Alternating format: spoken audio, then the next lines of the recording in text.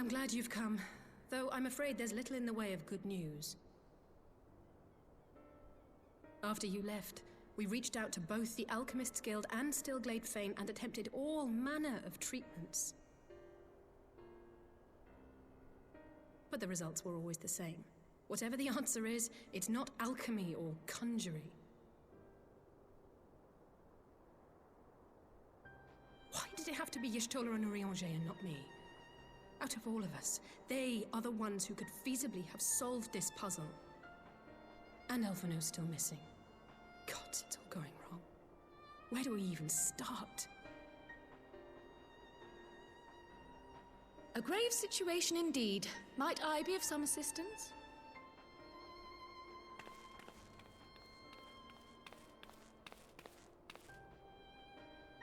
Kryle! I did not think you well enough to travel. When word reached me of the plight of our friends, I could not well stay away. As a fellow scion, not to mention your erstwhile mentor, this is one of those times you should feel free to call on me, regardless of my personal circumstances. Yes, I should have thought of that. Thank you for coming, Kryle. We would welcome your insight. And I should be happy to provide it. Now, what's this I hear about Alphino heading into Imperial territory? That boy always did have some funny ideas. Do you remember the speech he gave when he was accepted to the Studium?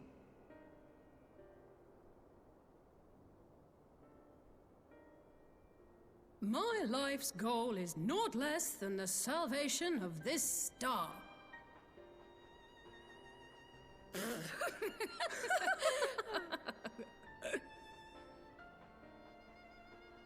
That particular grand pronouncement has been a source of great embarrassment to him, as you know. But the fact of the matter is, he meant every word and has lived his life accordingly. Yes, he remains altruistic to a fault, but I'm worried he was too fixated on his goals to see the dangers, as has happened before.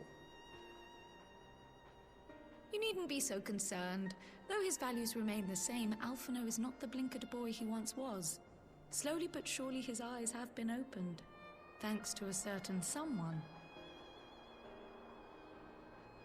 A certain someone whom he'd be mortified to learn had heard about his little speech. Mum's the word, eh?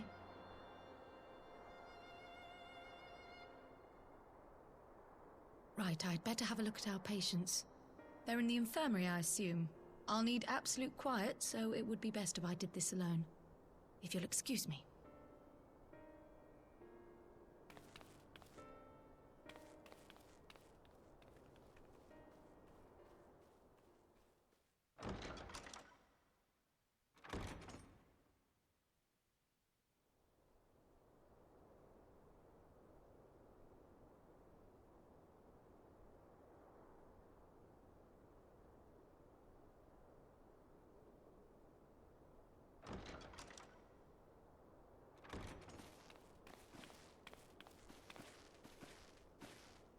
All three are in fine physical health. At a glance, I would say they were merely sound asleep. Except for the fact that I couldn't sense the slightest trace of them in their bodies. It's as if their souls have taken leave of their physical forms. Ah, yes. The Elder Seedseer made a similar observation. I've read the report.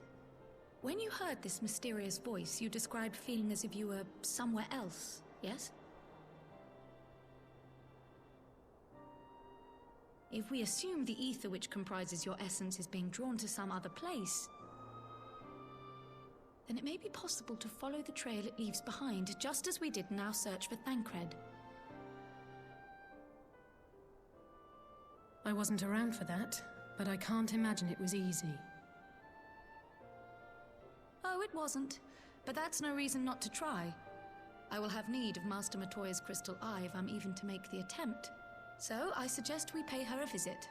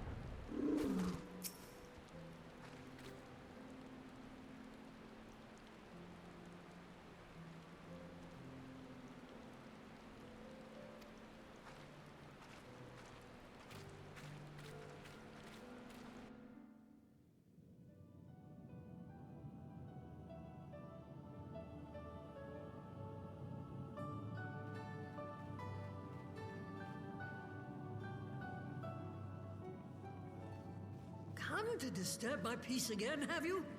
I hide myself away in a cave, and still you people insist on pestering me with your problems.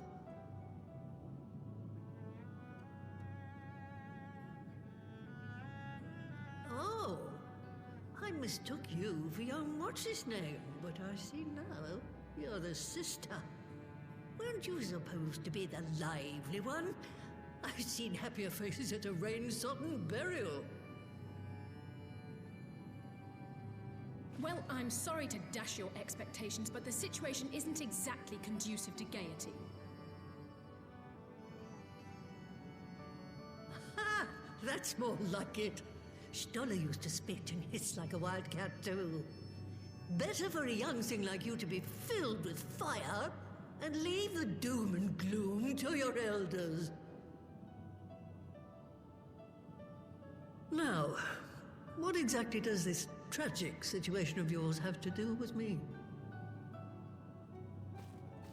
If I may, Master Matoya, we have need of your crystal eye once more.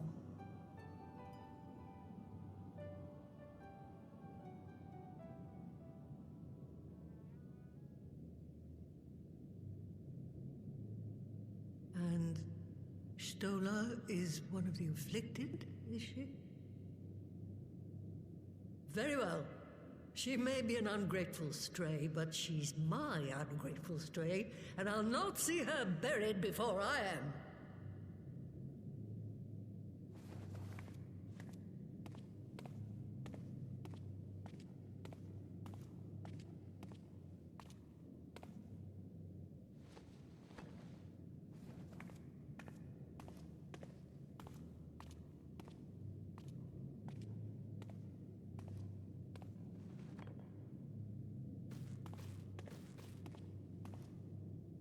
Right. Let us see what we can see. I'll begin from where our friends first fell, and cast my senses out from there.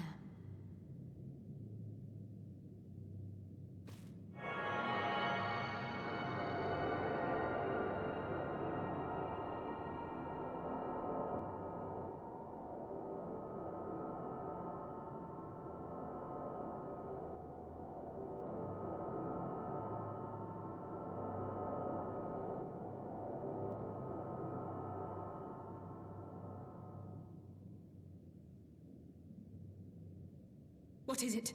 Did you find them?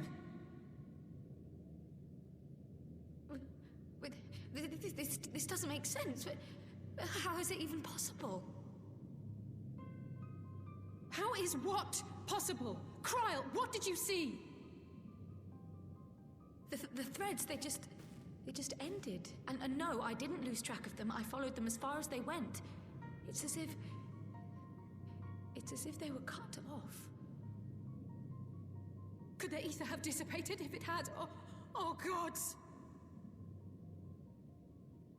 Their bodies are just husks. It's like the Broodmother's daughter all over again. No, this is different. The Kalyana girl was already dead, body and soul, when Lakshmi effected her resurrection. Aye, let's not jump to conclusions. If their physical forms yet breathe, and show no signs of wasting, then it follows that their souls must still be intact somewhere. But where? That's the question, isn't it, girl? Death has not taken them to the ethereal sea, yet there are no tracks left for us to follow.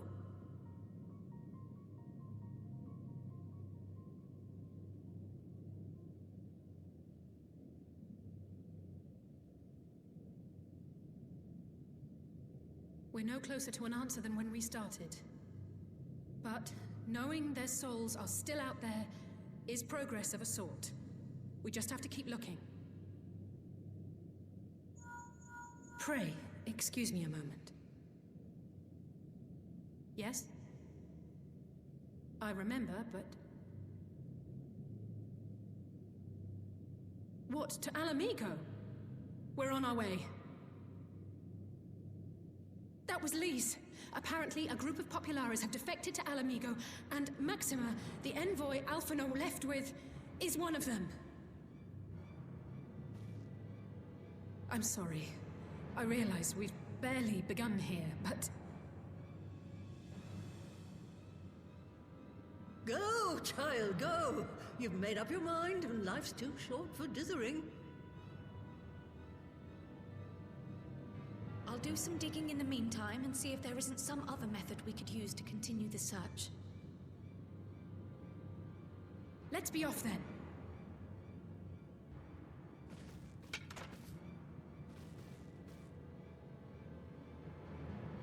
Oh, not again. The enchantment barely seems to take these days. I chalk it up to old age, but I rather doubt it's that simple.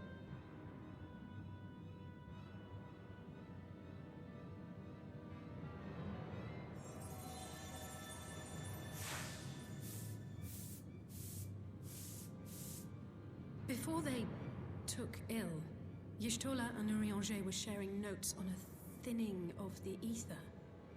It seems to be happening all over. Does it now? And here I was, all set to blame my woes on that creaking mountain of refuse clogging up the Thaliac. I fear something has gone awry. Still, there's naught to be gained from starting in shadows. You can only do what can be done, and that but one thing at a time.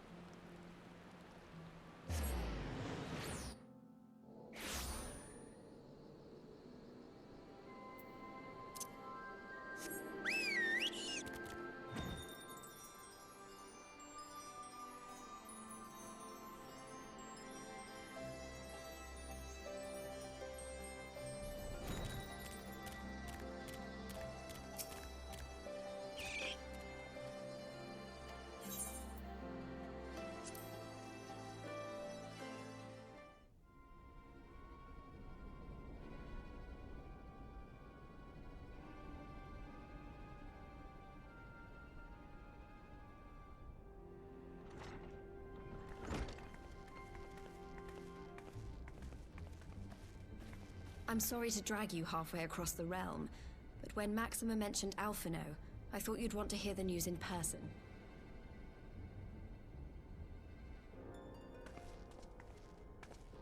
Ah, we meet again. Though I was hoping our reunion would be under more auspicious circumstances. What happened to my brother? Where is Alphino? Never fear, my lady. Your brother was in fine health when I took my leave of him, and I have no reason to assume that has changed. You assume?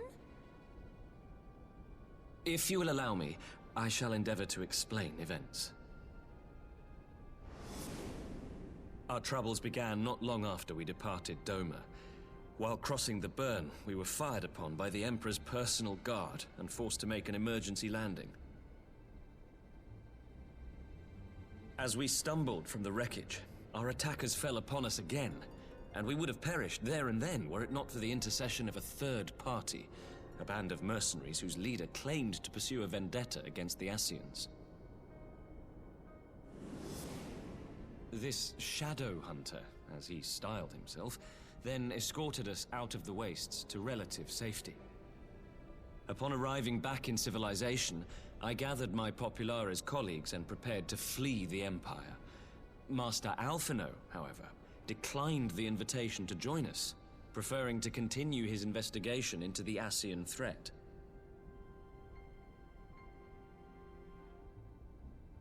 Well, at least he's not lying in a heap in the burn. Tell us more about these Ascian hunters.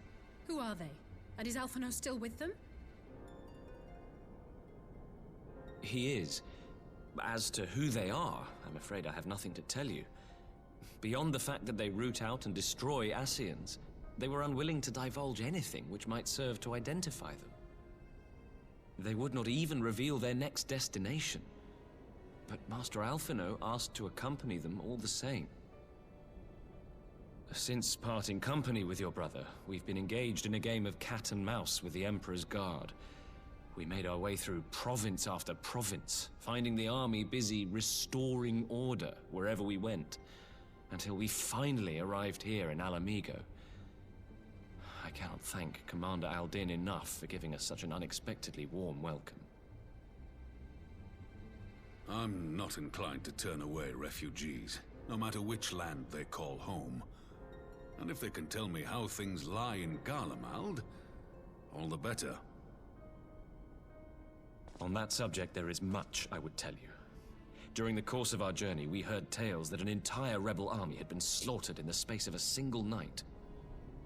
It would seem my former comrades grew tired of putting down uprisings in the conventional manner, and chose instead to bring a formidable new weapon to bear. Details were sparse, but the rumor alone was enough to dampen the flames of rebellion. I have also heard reports that several companies have withdrawn from their designated provinces and begun marching westward. It is my assessment that the Empire's forces are mobilizing for a large-scale military engagement. Westward? You mean they're getting ready to invade Alamigo? We knew this was coming, but not that it would be so soon. We've barely even begun to shore up our defenses. They won't stop an invading army. No, they won't. Dispatch messengers to the Alliance leadership requesting reinforcements, and send word to our officers in the field to hasten completion of those border fortifications. Prepare to meet the Imperials head on!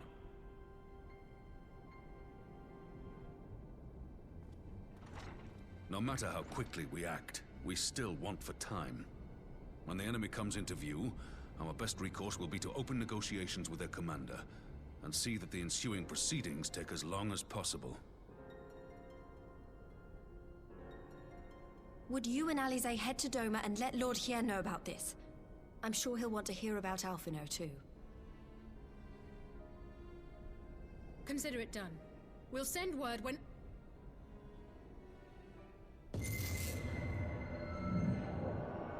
Untold sorrow must be changed. A come instant.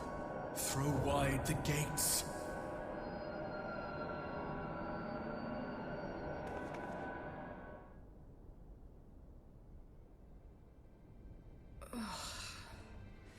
You heard it too. Well, at least we're both still standing. Oh, thank the gods. I thought we'd lost you for a moment there. Why does this keep happening? I wish I knew. Nothing we've tried has brought us any closer to an answer. We'll keep working on it. But first, we need to go and see Lord Hien.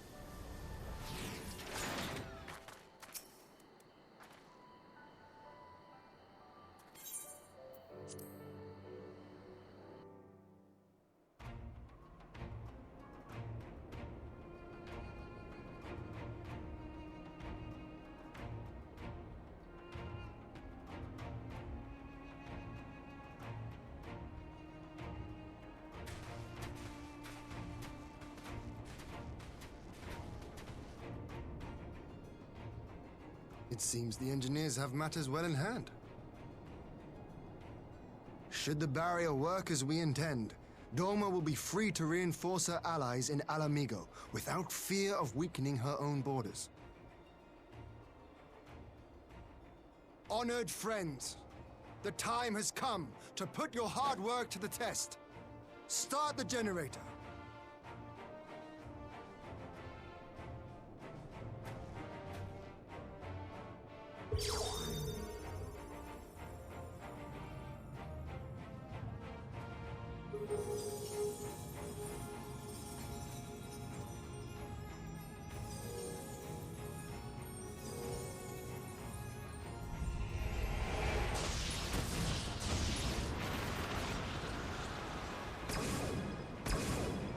Node 1 is operational. Nodes 2 to 8 are reporting similar energy levels. The barrier is forming.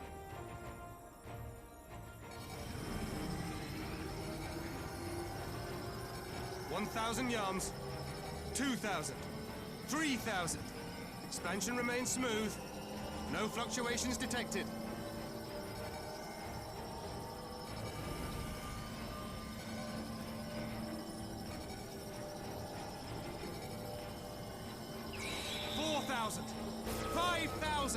Target altitude reached. The barrier is holding steady at 5,000 yards. We've done it!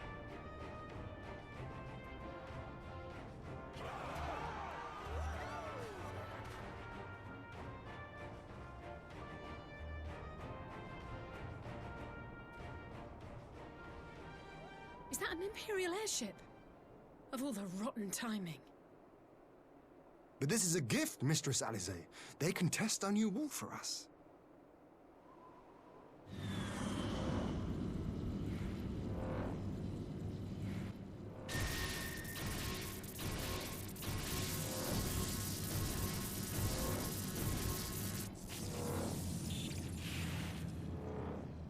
Seems solid enough, though I was hoping for a fireball.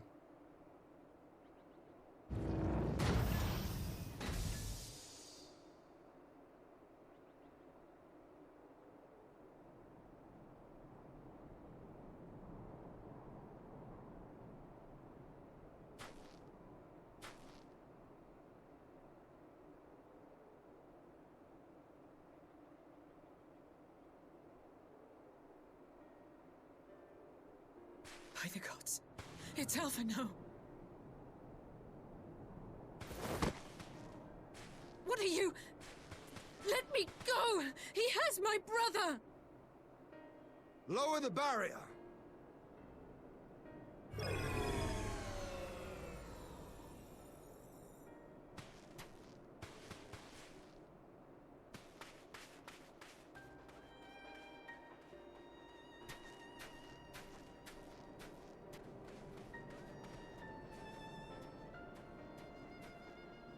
Be at ease, girl. The lad is not dead, merely locked in slumber. No, not him too.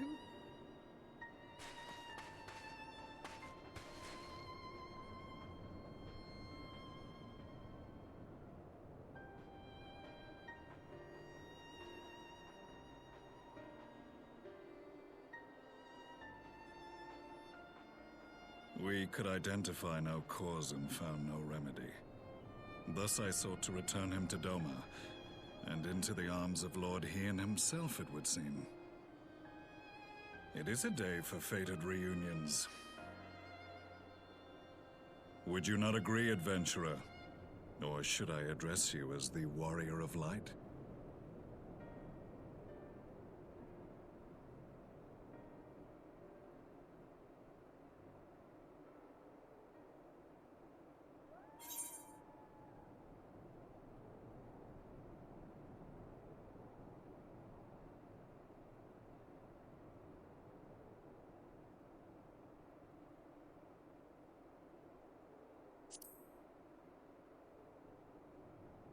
I, Gaius van Baelsar, the Black Wolf.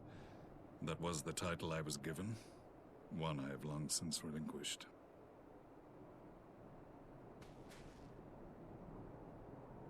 Stand down. The legatus of the 14th Imperial Legion died in Castrum Meridianum. I am no more than Gaius Baelsar, a man without rank or allegiance. Impossible! There's no way you could have survived! Do you remember how it unfolded? How I was deceived by La Habrea? How I was convinced that reviving the Ultima weapon would allow me to bring peace to Eorzea? The Ascian used me, as he used so many others, all to further the restoration of his wretched god. Yet even with the might of Alec at my command, you bested me. And as the Praetorium went up in flames, I was content to burn along with it. For a moment, at least. A moment of folly. To surrender my life thus would have been to betray all who died for my cause.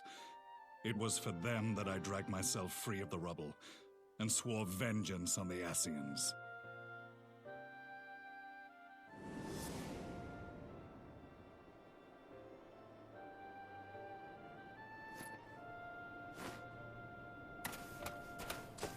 The Black Wolf has shed his pelt, never to return to Garlemald or her legions. I live now only to exact revenge.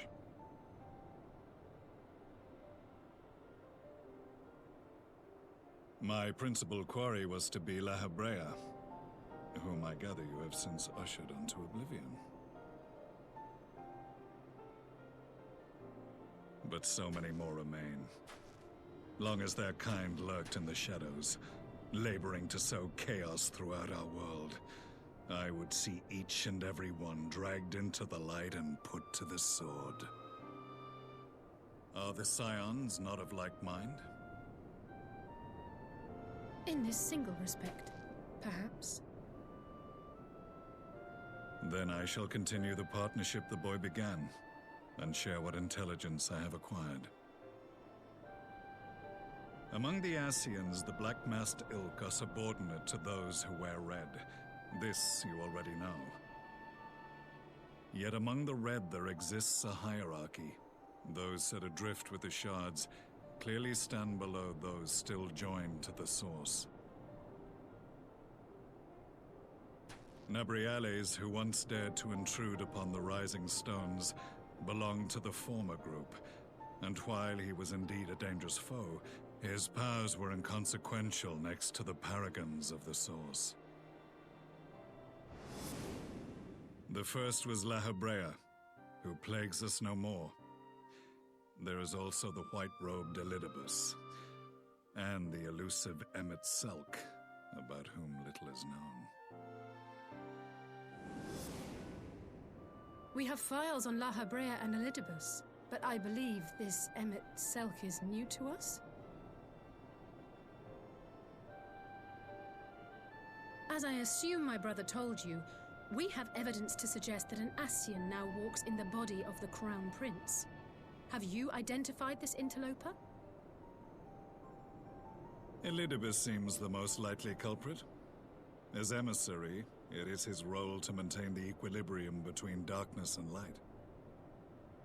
Your many deeds in Hydaelyn's name have upset the balance, and I believe he seeks to restore it by throwing his considerable power behind the Empire. As a leader of the Ascians, he is one of our primary targets. It was on the trail of this very prey that the boy and I came across the scene of a failed uprising. In the absence of a single Garlean casualty, we inspected the bodies of the rebels, and the lack of any external injury drew my immediate attention. They had been slain by Black Rose, an alchemical invention of the Imperial Army. When I yet served as legatus, I ordered its production halted, and all stockpiles destroyed. Toxic gas is not a tool of conquest, but of extermination. Toxic gas? This must be the new weapon Maxima warned us about. Something deadly enough to sweep away all resistance in a matter of hours. Gods. You don't think they're planning to use this in Alamigo, do you? Put your fears to rest. We infiltrated the production facility and destroyed all existing stores of the chemical along with the plant itself. Even should they rebuild the operation, they will not soon manufacture another batch. Regardless, I would draw your attention to a directive we discovered in the plant's records. The document was marked with a recent date and authorized with the signature of one Zeno Galvas.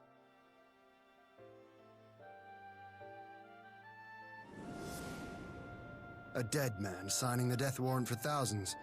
'Tis bad comedy.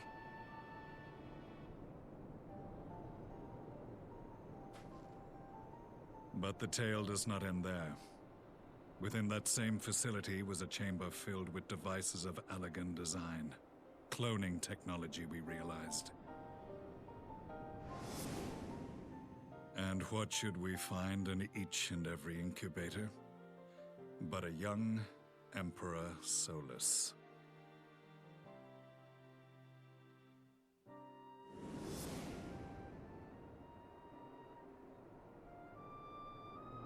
All of which prompts the question, were the Ascians responsible for these abominations, or was it the will of the Emperor?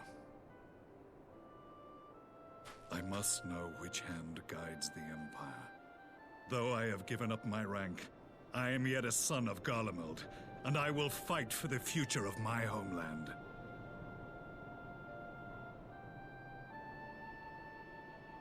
It is time I return to the hunting of shadows. We should focus on our common foe. To reopen old quarrels now would serve no purpose. You saved my brother's life, so I'm willing to let sleeping dogs lie. But in truth, it's not my decision to make.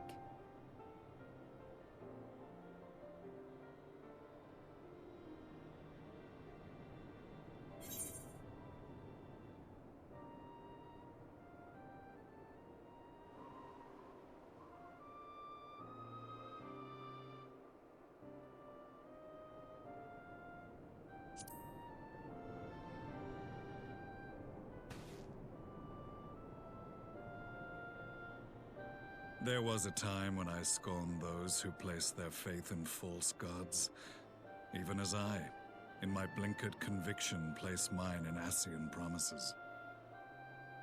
Unlike yours, my strength of will and my restraint was found wanting. We shall meet again, warrior of light.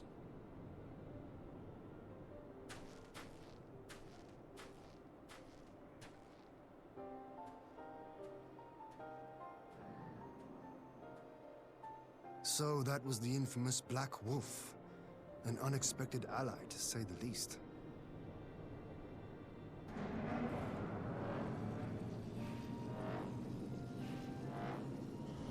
Well, I am content to leave the fine-tuning of the barrier to cleverer minds. Let us bid our friends from the Ironworks farewell, and see what can be done for Alphino back in Dorma.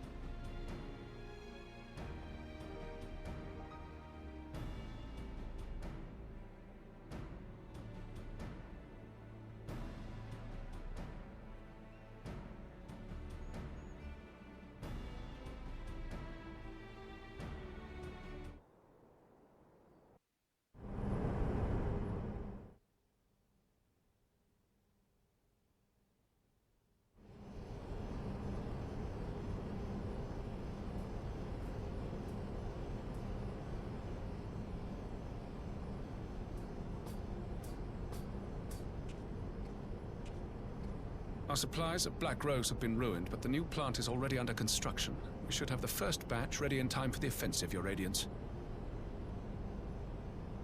See that you do.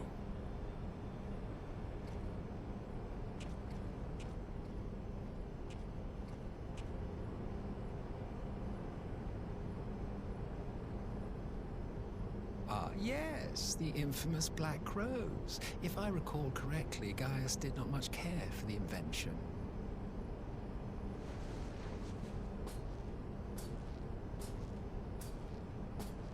A ruthless and indiscriminate weapon indeed, this airborne poison. It seems you are capable of making decisions worthy of your bloodline. With no gift for sorcery, we Garleans must look to Magitech to even the odds. If it spares the needless deaths of our soldiers and serves the cause of this empire, there is no method I would not employ. How very noble of you. Truly, though, I must commend you for embracing your role as Emperor. You play the part of the determined ruler well. Sometimes even I catch myself believing.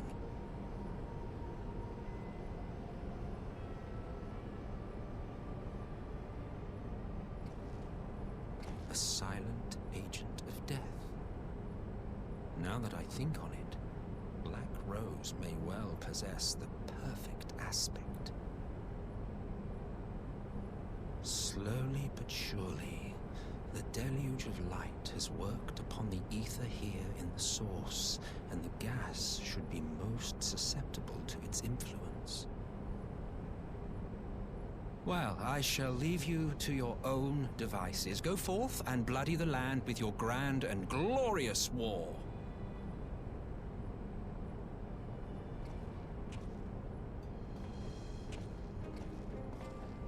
While you do what, precisely?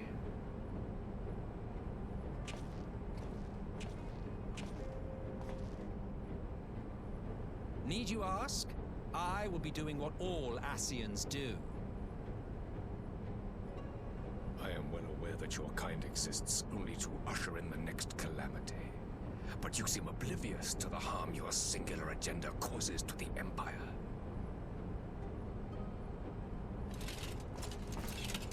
You cannot have forgotten the events which followed your mortal demise.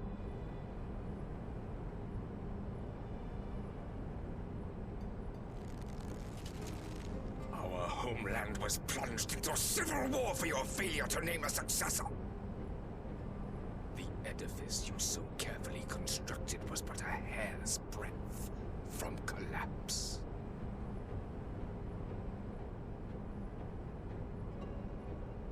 Are you truly so naive?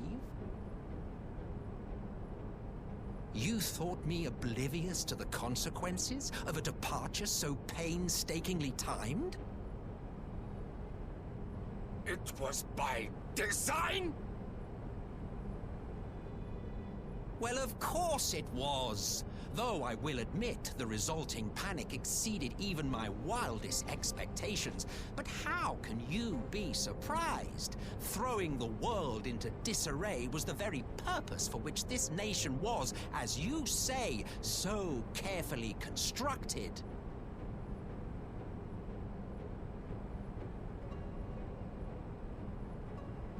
Now, if you have no further questions, I must be on my way.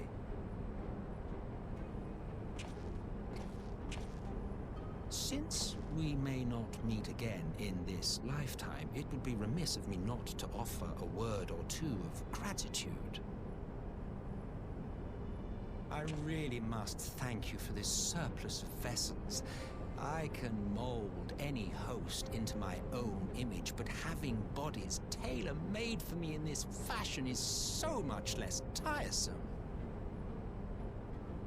You dabbled in Allagan cloning techniques, yes? It certainly is a compelling, not to mention entertaining, field of research. And of all the options available, you chose the Founding Father on whom to experiment. You have a twisted streak to you, Varus. Like grandsire, like grandson, hey?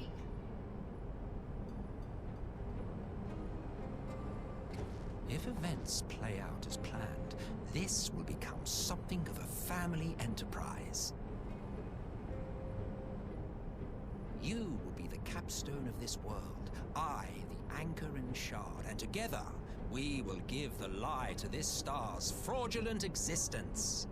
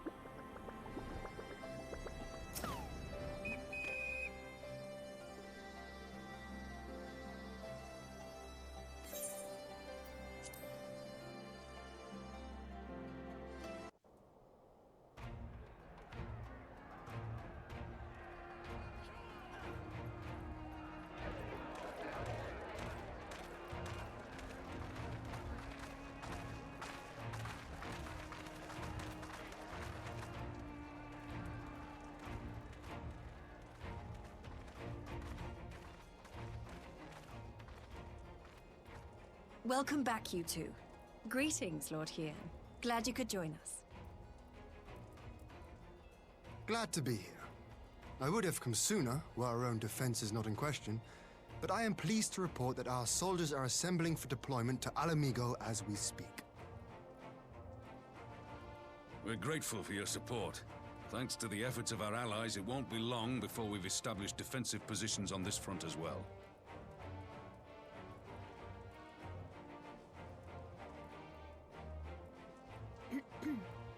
We have some good news too. Alphino has come back to us. As for the bad news...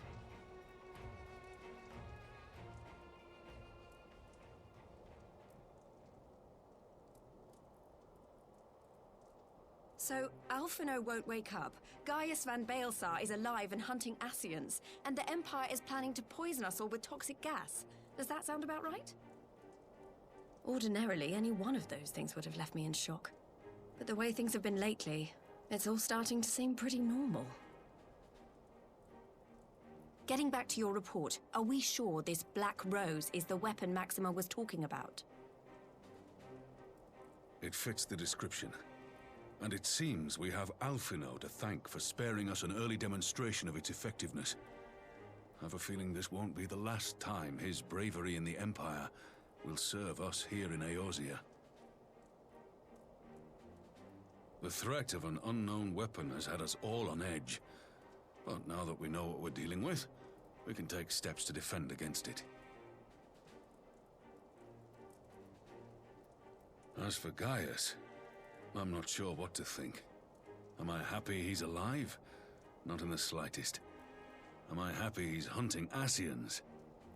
Aye, I'd have to say I am. Oh, speaking of Garleans you didn't expect to see, we have a tale of our own, as it happens. When we sent envoys to the Imperial Army to request talks, they returned with the message that Varys Zos Galvus would be attending.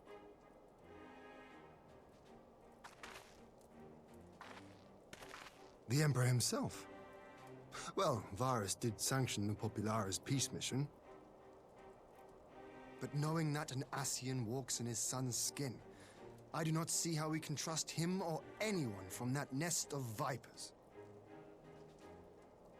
The Alliance would proceed with negotiations regardless, if only to give ourselves more time to prepare. We do, however, require your cooperation. Right. Yes. So, as a condition for the talks to go forward, the Empire has requested that a member of the Scions be present. There'll be a representative from each Alliance nation, of course, but I'm afraid we have to ask that you come along too.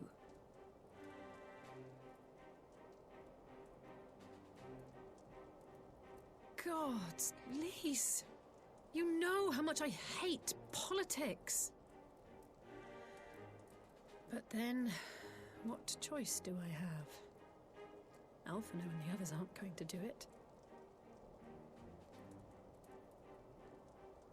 Very well. I shall attend as the Scion's representative.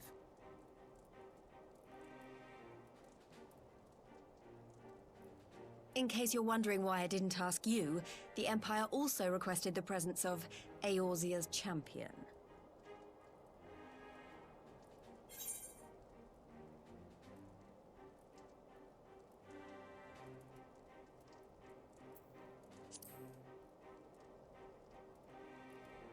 Oh, you're not, are you? Come on, if Alizé can put on a brave face, then so can you. Now, we don't know what Varys means to bring to the table, or why he wants you there, but having you close at hand should make all the difference. The meeting will take place on the border. Anticipating an early assault, we mean to position the bulk of our forces nearby. The Alliance leaders should already be on their way. Once you're ready, we can head out and join them.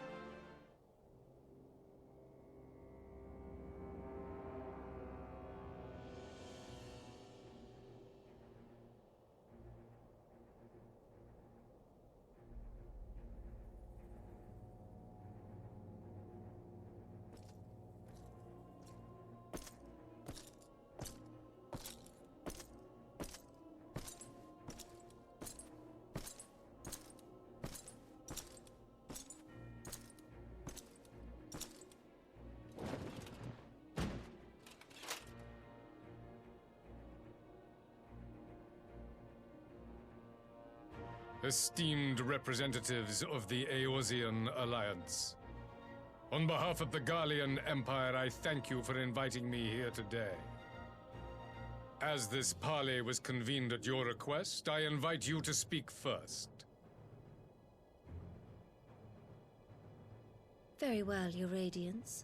I, Nanimo Ulnamo, 17th in the line of Ul, should be pleased to oblige you.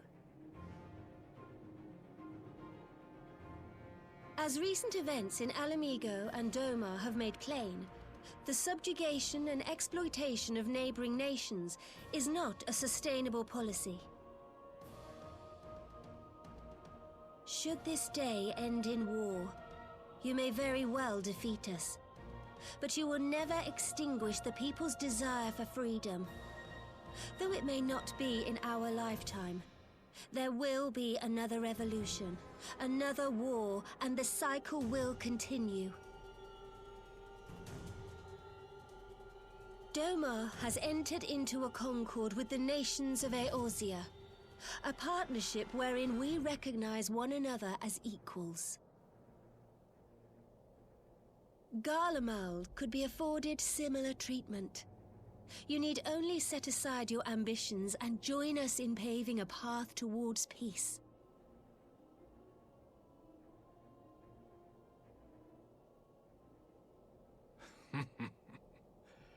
You will not win me over with sophistry, Your Grace. As you know only too well, this alliance lacks the strength to keep the peace within its own borders. Even now, your struggles with the Beastmen continue unabated. Divided, you sow this fertile soil with the seeds of your differences and reap naught but discord and chaos for your trouble. Eorzea must be united under one leader, one purpose. I would offer you both and bring an end to your strife. With all due respect, Your Radiance, the only thing that you offered the people of Alamigo was fear and hopelessness. The citizens of Dorma can also attest to the meager arms of Imperial rule. There is no purpose to be found in a life of oppression, each day more uncertain than the last. Our people are willing to die for their freedom. A great many already have, and countless more will, if we don't put an end to this madness here and now.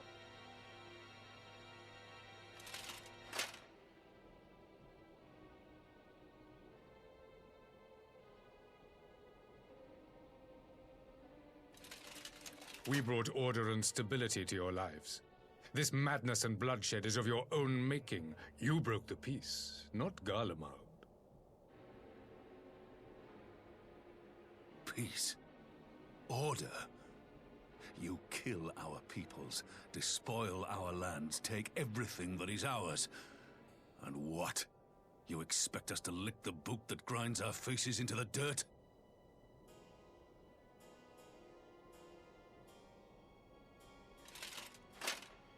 I expect you to weigh the costs.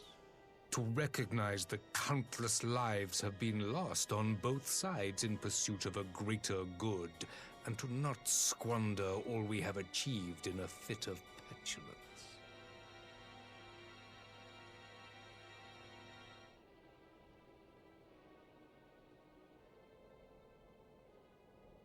Your Radiance. I fear I can personally attest to the dangers of pursuing one's vision with such righteous fervor.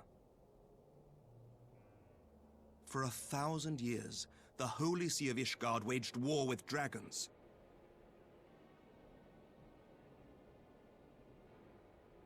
A 1,000 years of sacrifice, of sorrow and hate, in which we bathed in the blood of friend and foe alike.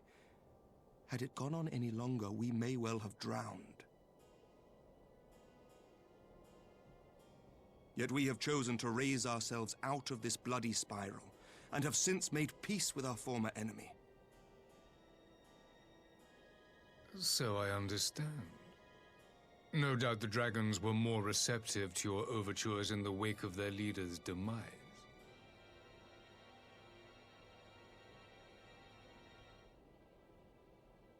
You speak of peace, yet use war to achieve it. Your father would not have bothered to obscure his intent with honeyed words. He understood that strength is all that matters in the end.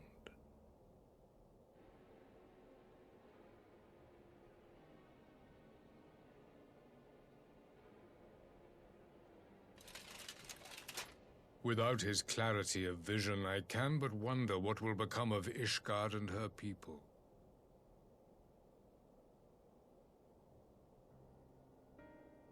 There was a time when Garlemald too lacked a leader of conviction. Weak and unable to wield magic, we were at the mercy of the strong from whom we sought refuge in the bitter cold of the north. Were it not for the discovery of Ceruleum and the subsequent development of Magitech, we might never have gained the power to take back that which was rightfully ours.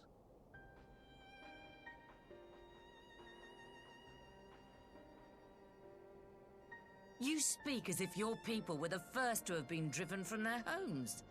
Limsa Lominsa was built by wayward souls in search of a place to call their own. On the shores of Vilbrand we found it, and from those humble beginnings did we grow and flourish. And all without robbing our neighbors of their liberty.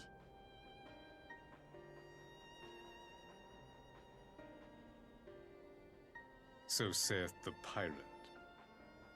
Am I to believe that you simply asked the kobolds to yield up their lands and that they were happy to oblige you?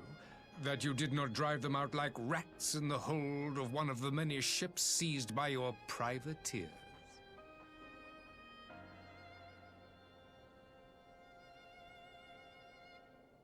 I will concede that after centuries of exile, reclamation may be mistaken for invasion. Nevertheless, it is not. And those who till stolen soil have no right to object when cast out in turn.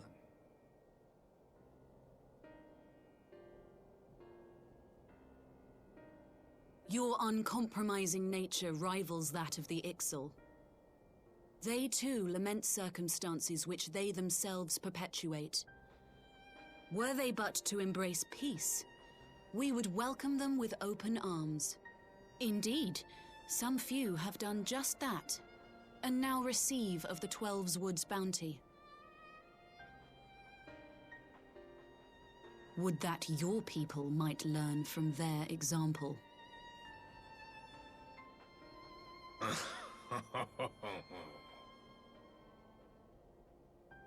You dare compare us to the Birdmen? You who thought to invoke the 12 and threaten all of creation?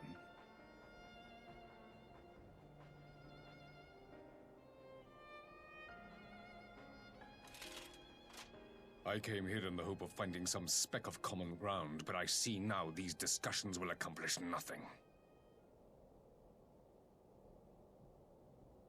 Despite what you people may believe, I am not wont to choose the sword over the olive branch. 'Tis but a pity men are loath to accept one without first being shown the other.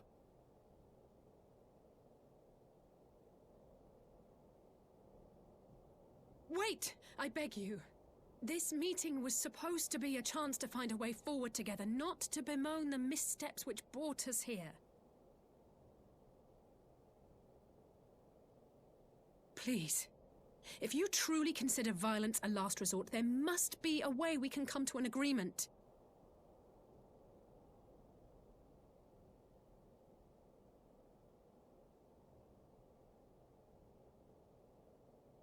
As Mistress Alisaie says, we did not come here to bicker over the past, but to discuss how we might strive towards a brighter future.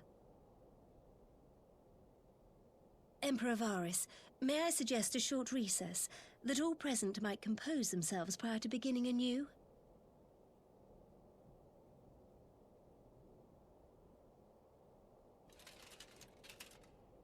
Very well. I pray this intermission will suffice to move these talks in a more constructive direction.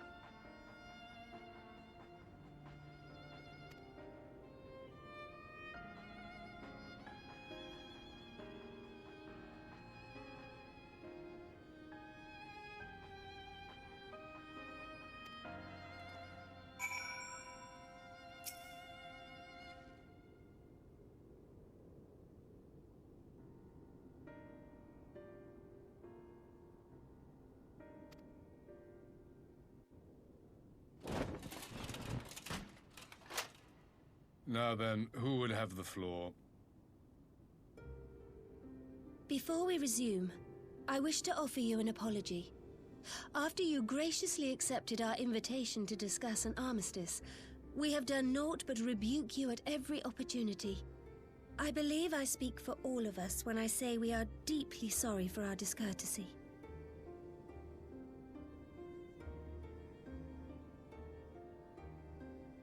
I'll admit your familiarity with our affairs surprised me, and served to remind me how little I know of yours. I think all here can understand the desire to reclaim one's homeland. But why expand further? That is my question. If I may, the answer can be found in the Imperial doctrine they took great pains to impart to my people. Recognizing the threat icons posed to the world, Solus Zos Galvus decreed that they were to be eradicated. To this end, he began a campaign to unite all lands under the Garlean banner. Or so we were taught. Yet the Emperor only reached the burn, the Baron said to have been laid waste by icons, after conquering all the lands that lay between. What is more, I am quite certain the practice of summoning was not nearly so widespread in the days before the Empire's founding. When you put it like that, it all starts to sound like an excuse, doesn't it? But to distract from what? Why are you really waging this war?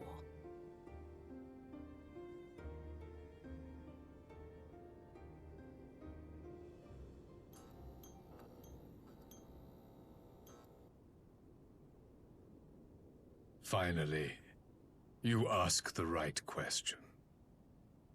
I can but hope you heed mine answer and at last accept the righteousness of our cause. My goal is this: to return the world to the way it once was, the way it was always meant to be. In doing so, mankind will be made whole once more.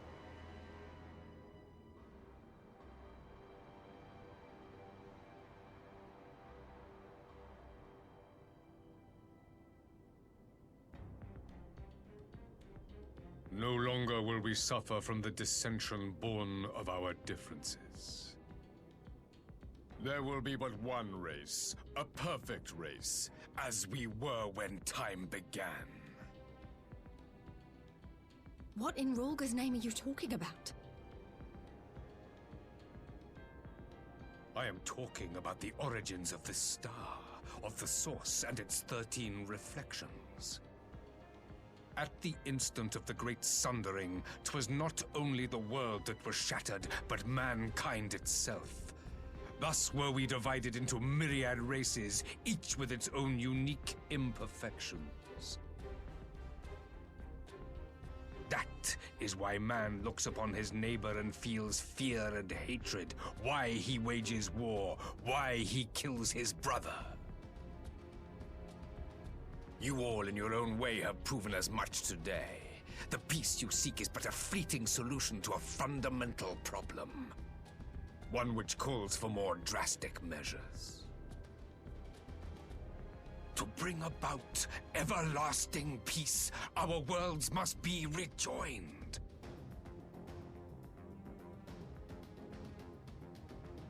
That is the goal the Empire would see realized. The glorious future unto which we shall one day shepherd mankind.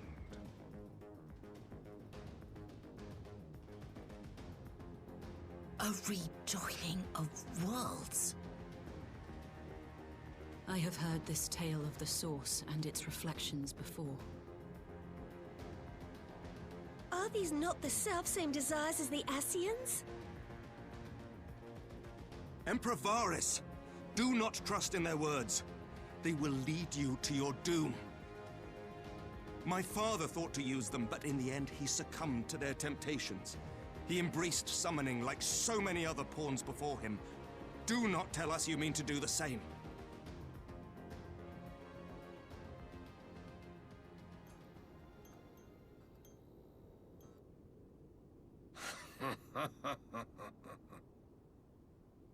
To be a pawn, free from the burden of choice, would be a blessing.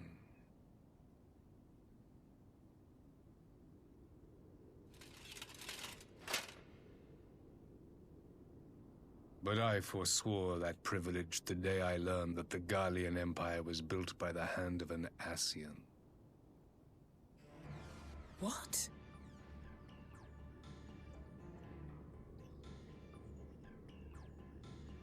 Yes. My grandsire, the former Emperor, is of their number. And who better to build an empire capable of bringing about the calamitous change we desire? Would you condemn me for this alliance? For bowing to the will of these shadowy masters, when the prize is true and lasting peace?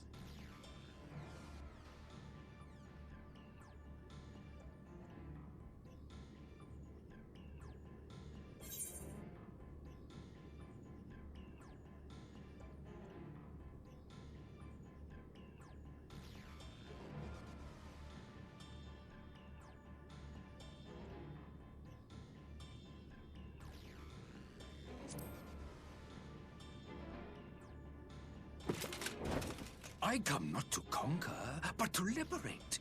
To free man from the prison of divergence. Imagine a world united. One perfect race beneath a single standard. An army before whose might these servants of darkness and light would fly as leaves in a storm, never again to meddle in man's affairs. We would be the masters of our own fate. I bid you join me, not as subjects of Garlemald, but of a new nation. And together we shall win freedom for ourselves and generations yet unborn. You want to trigger another half-dozen calamities? You can't be serious!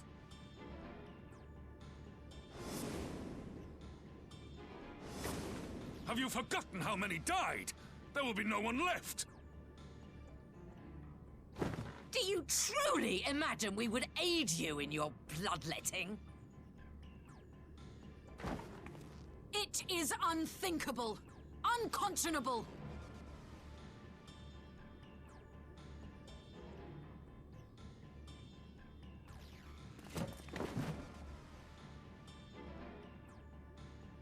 And what is the alternative? To be as cattle waiting for slaughter? I would have us work together, that we might take fate into our own hands!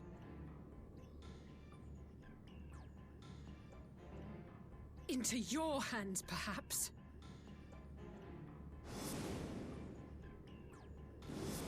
But what of the other worlds, your radiance? With every calamity, you obliterate a star and every soul that dwells on it. To the Ascians, we are all but tiny, momentary specks within an indifferent universe. We cannot hope to oppose them until we have been made whole once more.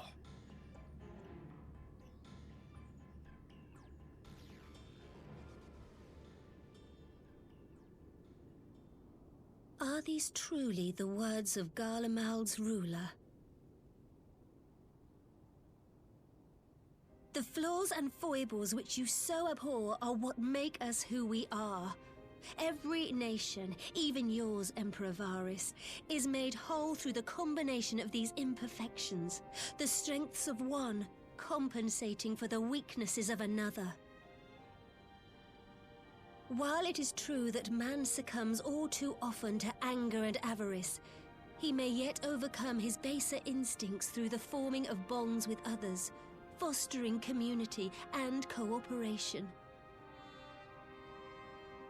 That the protector of an empire should not only reject these fundamental truths, but seek to change them at so dear a cost to life is indefensible. Such a man is not fit to govern.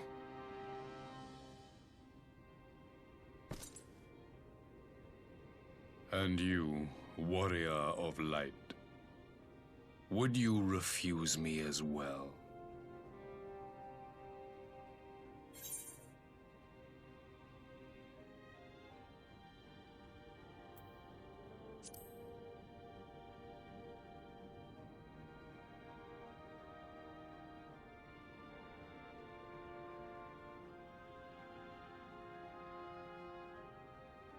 It would seem the Alliance is of one mind on this matter.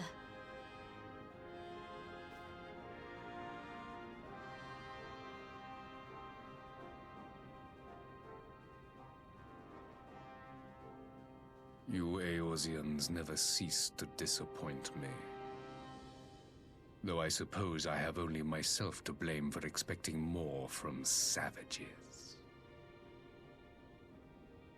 This discussion is at an end. I bid you make ready for our next meeting. It will not be at the negotiating table.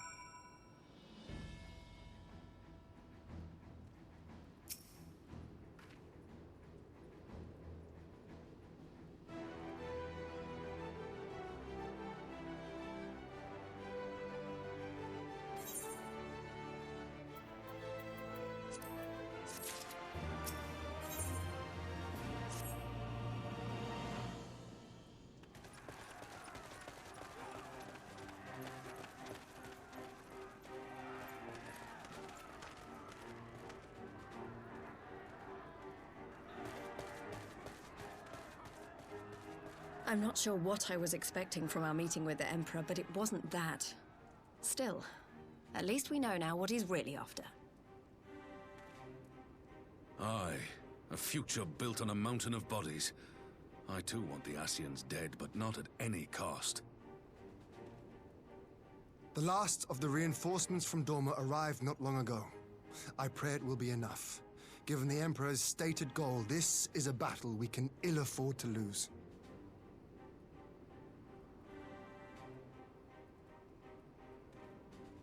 If the Garleans come in force, we may not have much say in the matter, even with our combined strength. We knew from the first that the odds would be against us. But if there is even the slightest chance of victory, we must do everything in our power to seize it.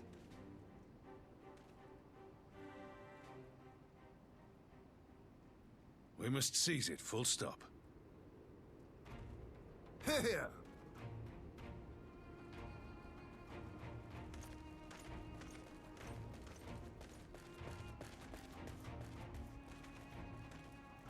The two of you are to join an irregular unit and support the main host. I won't bother asking if you're minded to fight. After coming this far, how could I not? And for once, there's no one around to countermand me. Not that they would. Not even my brother. But we all know who really make the difference. Ready to frighten some Garleans?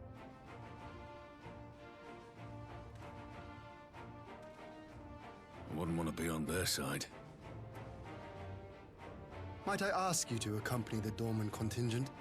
They are strangers here, and your presence would do much to raise their spirits.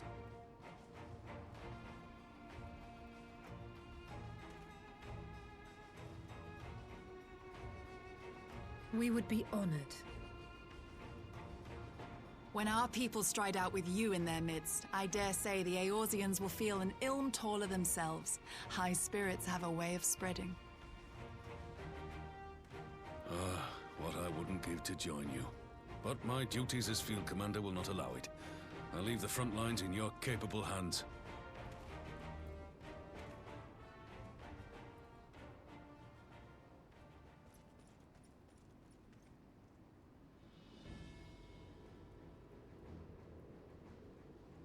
Comrades, ready your arms. The hour of battle has come. May the crystal guide us to victory!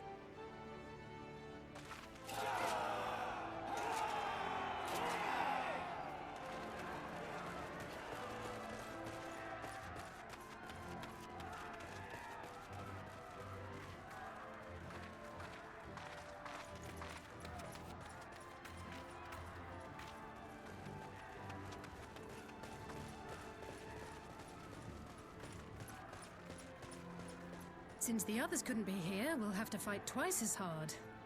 If Alphinaud wakes to find the Imperials have won, I shall never hear the end of it. It's strange. I thought I would be terrified when the fighting started. I should be terrified. But with you at our side, I can't help feeling everything is going to be all right. So please, don't you dare leave me alone.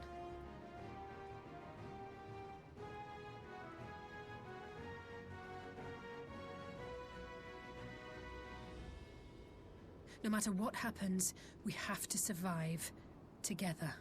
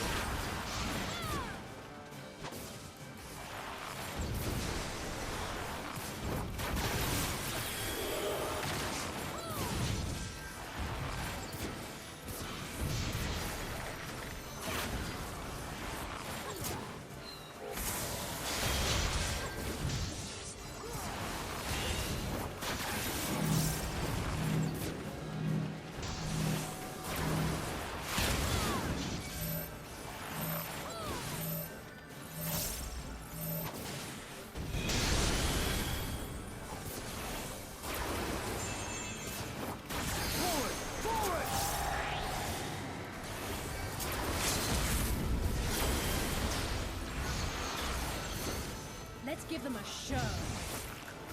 You shall fall soon enough.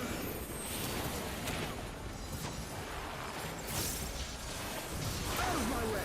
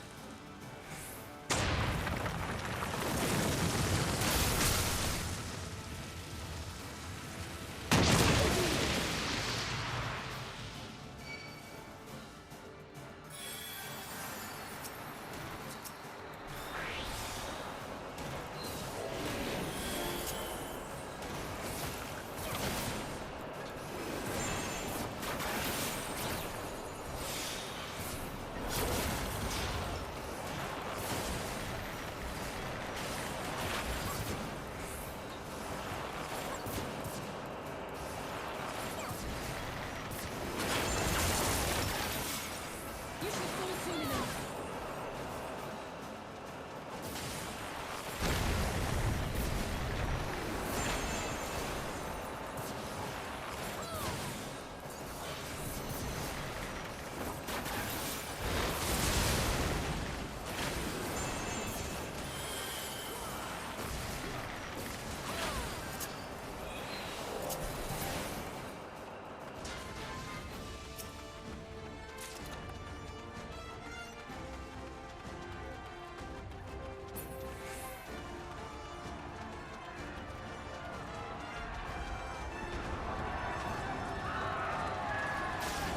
You underestimate me!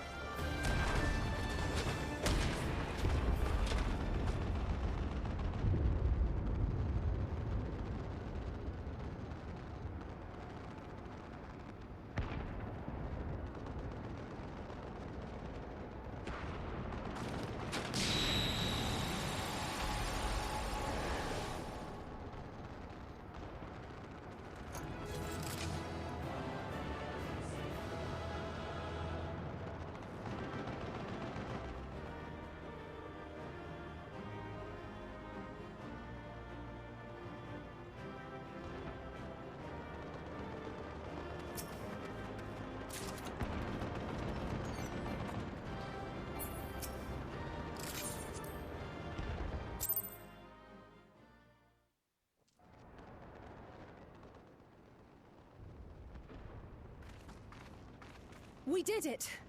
I dare say they'll be reeling from this. You were truly inspiring in battle, my friend. I'm determined not to be outdone, but there seems to be no one left to fight. A tactical withdrawal, perhaps? We should give chase. Finish them off while we have the chance. Imagine the other surprise when they wake to find the war already won.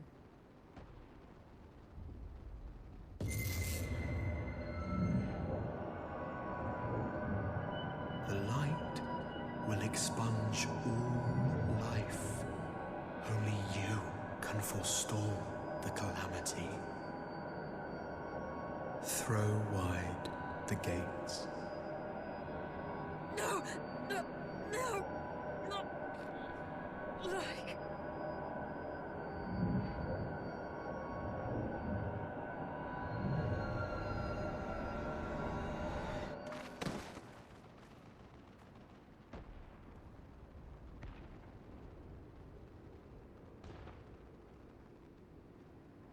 Oh no, don't tell me. Are you all right?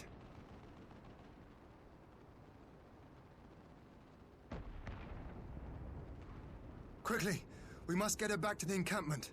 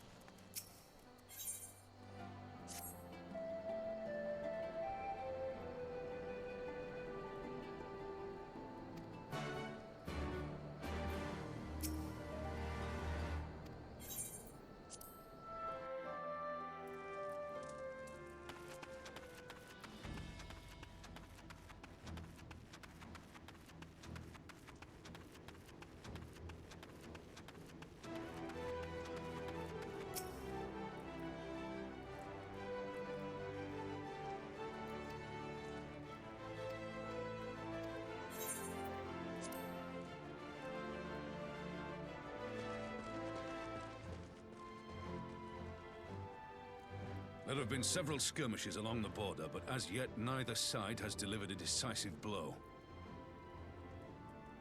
We had long assumed that the Garleans would overwhelm us in a straight fight, but we seem to be gaining ground, albeit slowly. As to why that might be, the most likely explanation is that they have yet to commit all their forces.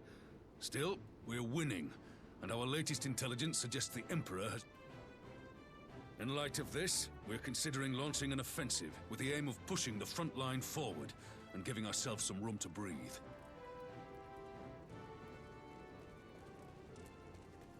Commander! The Imperials! They've broken through our defenses to the east! What? Our scouts say their forces are being led by Lord Xenos. Lord Heian and Commander Hext have taken their troops to provide support, but we don't know how long they can hold out. So, they've been biding their time, waiting for his arrival, have they?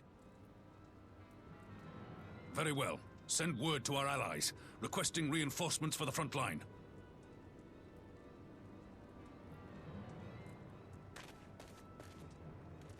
Should the worst come to the worst, I may need to enter the fray myself. But what of you? Do you still have the strength to fight?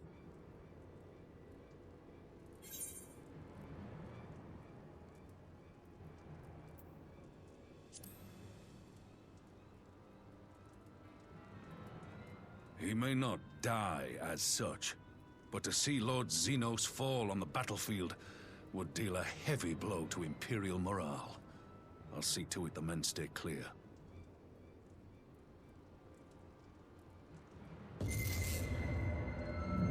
Why won't they open? Please, I bid you open.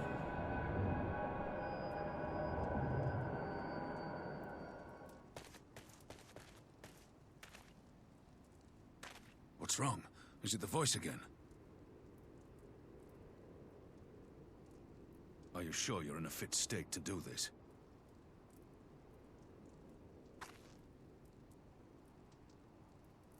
May Ralga grant us strength.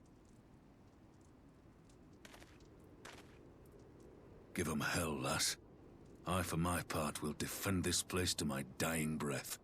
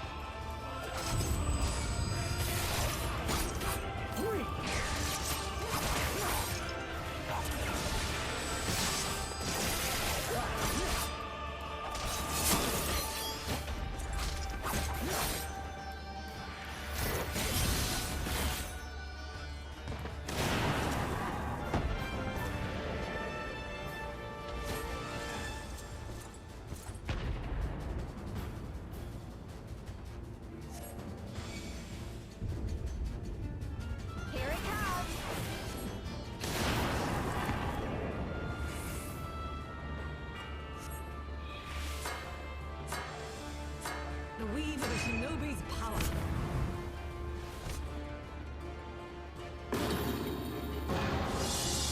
The art of my forebears.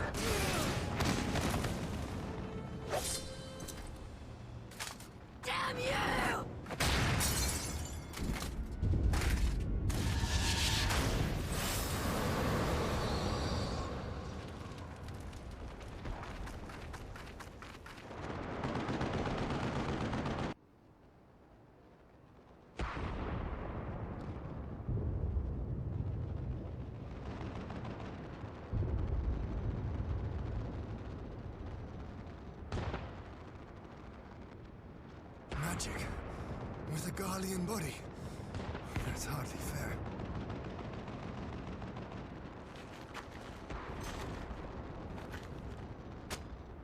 Still, he must be stopped, no matter the cost.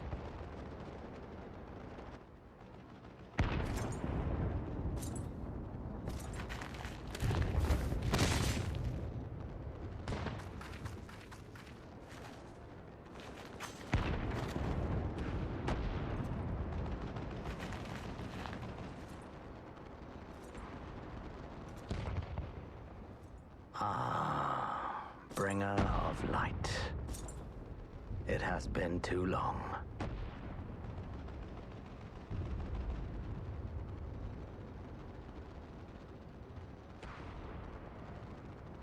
No words to mark our reunion?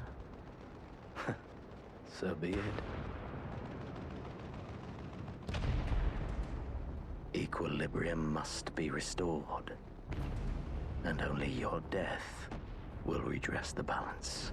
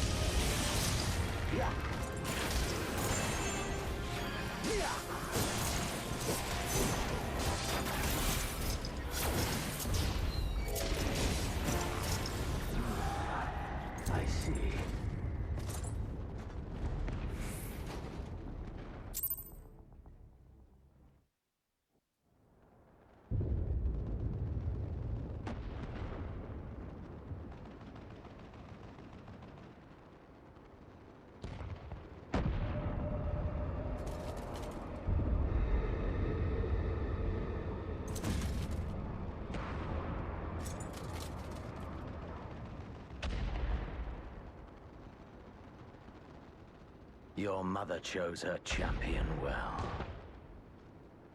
Yet, for all your strength, you will still fail.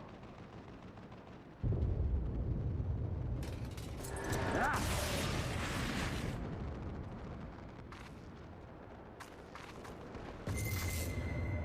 Please, I beseech you.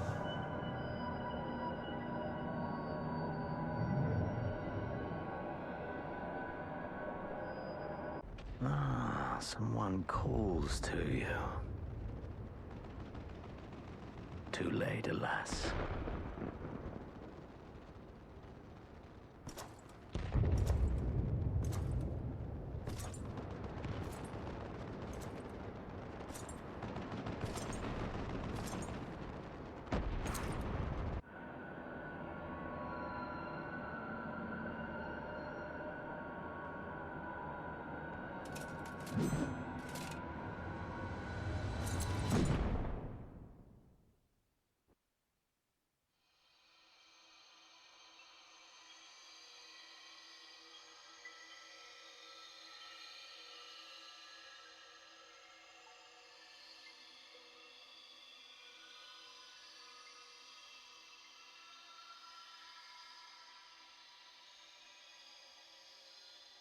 At last, I found you.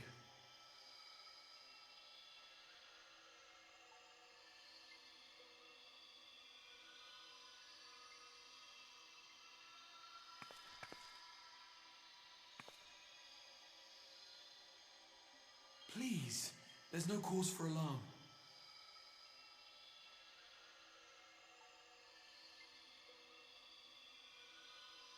Though, I confess, this is not where I had intended to meet.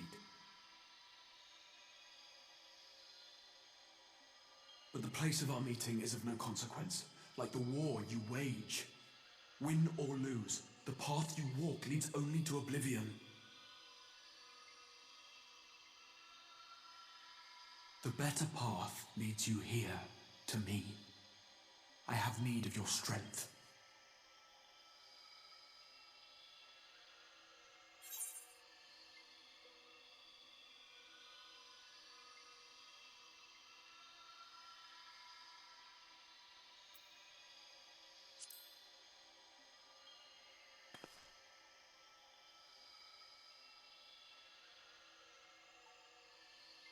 The battle is over, the danger past, but your work is not yet done.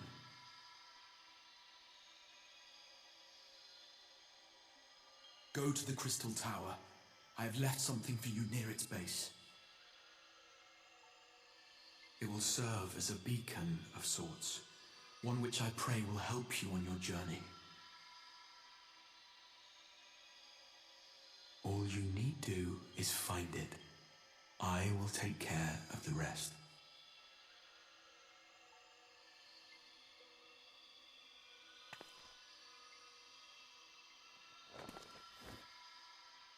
Soon, we will throw wide the gates. And the path to the first will be yours to walk at last.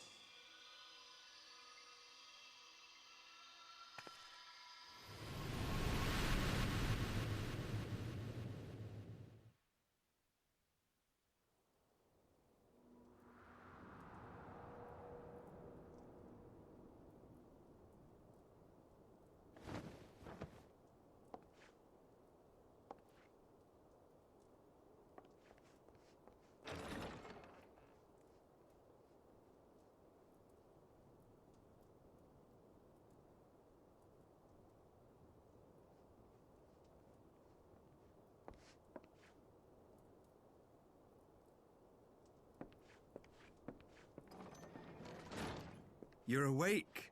Thank heavens.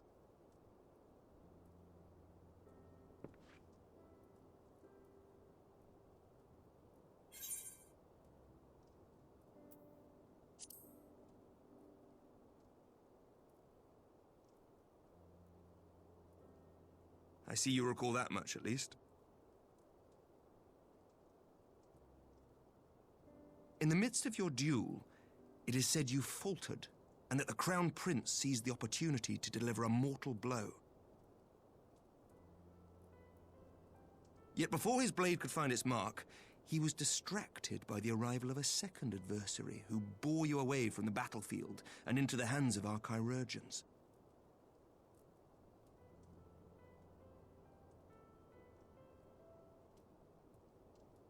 Lest you wonder, he left before you awoke. As is his wont.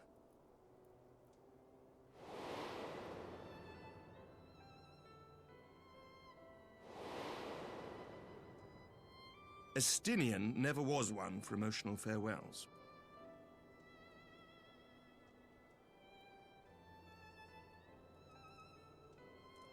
Though Xenos bested all before him, the battle clearly took its toll, for he retreated shortly after your rescue.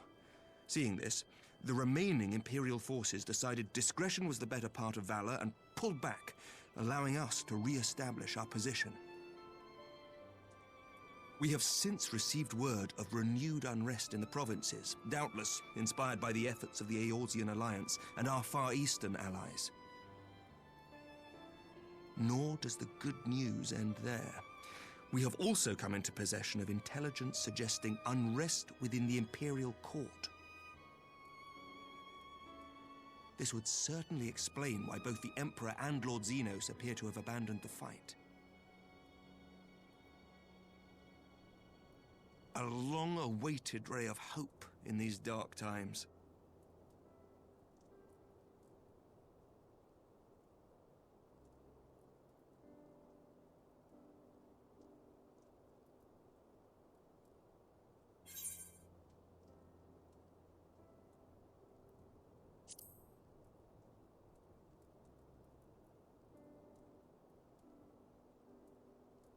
Yet to awake, I'm afraid.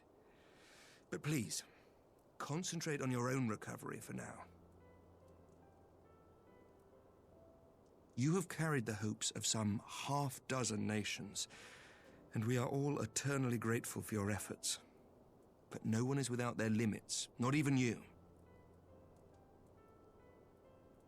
Leave this fight to us, my friend. You have earned your rest.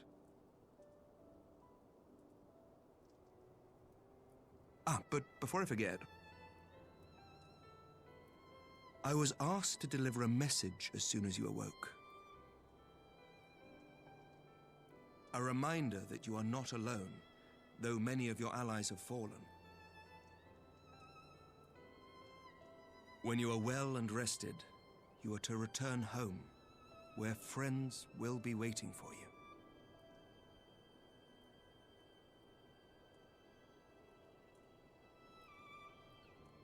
Now, if you will excuse me, I must return to the front.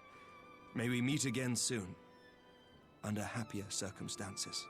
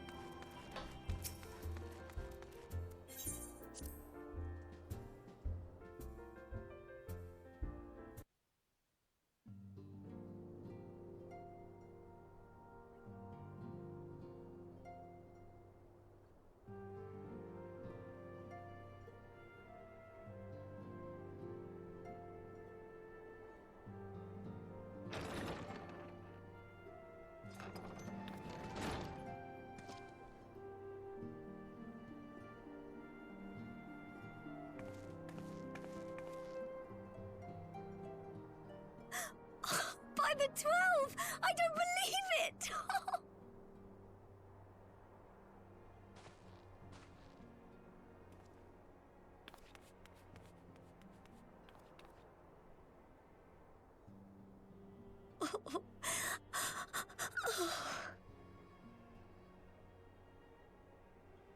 I rushed back as soon as I could. I swear, my heart nearly stopped when I heard you'd collapse like the others. What in heaven's name is going on?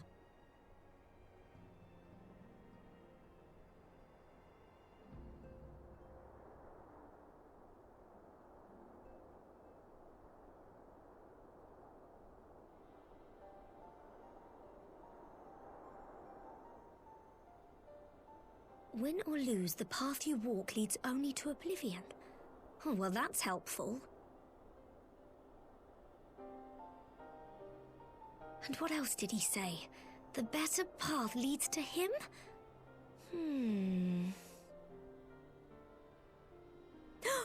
If his is the voice you've all been hearing, perhaps the others are with him.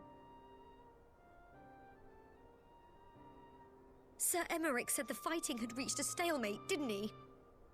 But if that monster masquerading as Xenos comes back... Thancred, Y'shtola, Urianger, Alphino, Alize. You're going to need all of them on your side to defeat him. And I forbid you from going to face him on your own, do you hear me?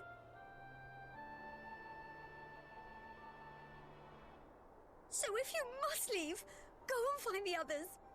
Bring them home.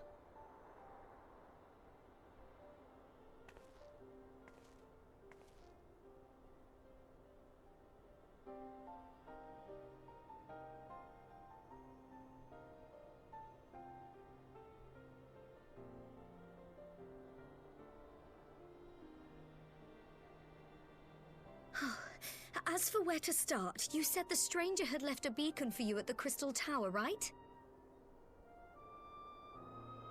But how are you to find it, now that the tower has been sealed shut?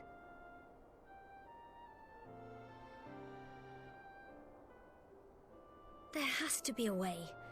If anyone would know, it's Sid, and the researchers of St. Coinac's find.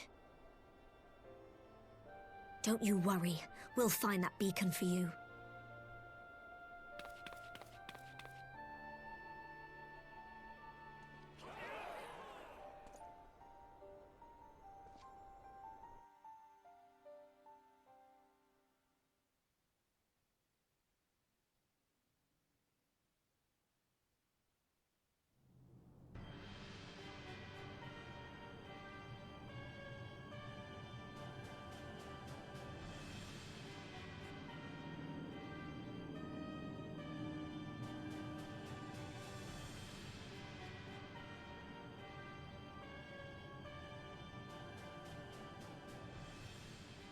I pray you have good reason for abandoning the front. How could I remain there while the rumor that my son is possessed by a demon spreads like a sickness here at home? I will not be made to fight for the throne a second time. But what of you? Did you not tell me you would destroy Eorzea's champion with the ease that one might swat a fly?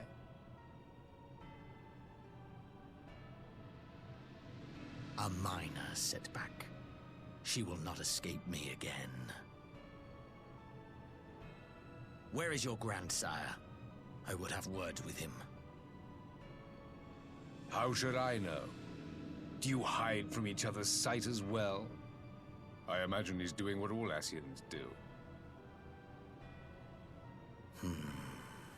He must have found a way to take advantage of this turmoil. Men are not pawns to be played with, Ascian. You underestimate us at your peril.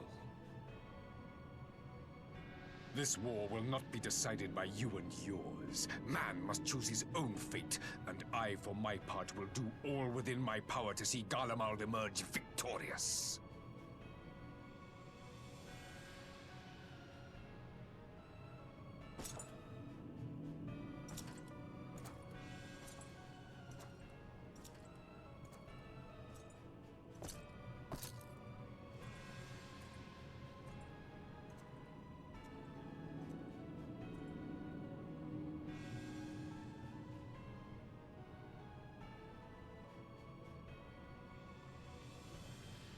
Pray forgive the intrusion, Your Radiance, but the requested preparations are now complete. We stand ready to begin production of Black Rose upon your order.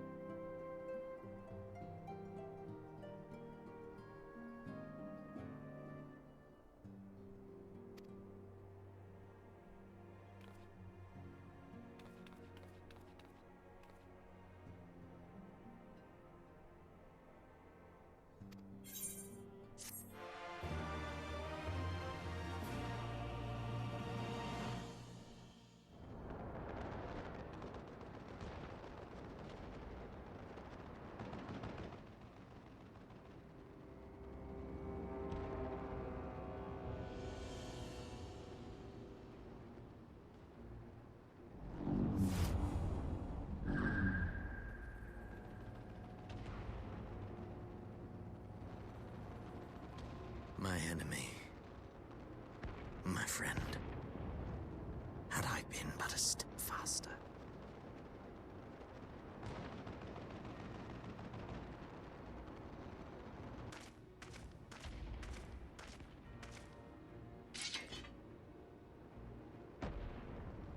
Bloody savages!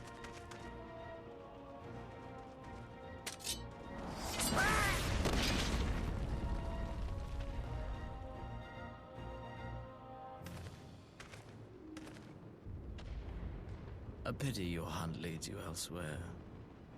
Not that I am surprised. May you find joy in it. Grow stronger, more savage, and savor every triumph.